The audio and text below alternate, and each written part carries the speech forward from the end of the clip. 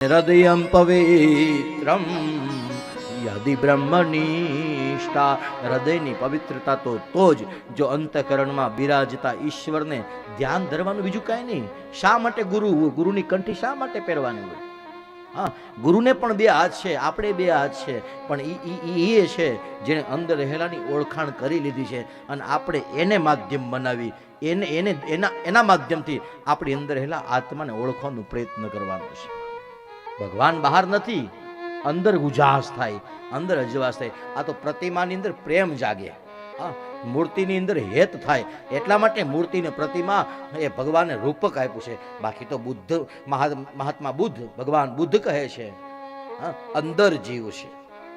અને એટલા માટે સાહિત્ય જગત કહે, હા, પ્યાર કરી લે, પ્યાર કરી લે, શું કોઈ તારો યાર નથી, ગોતી લેજે, ગોતી લેજે, ભીતર છે ક્યાંય બહાર નથી.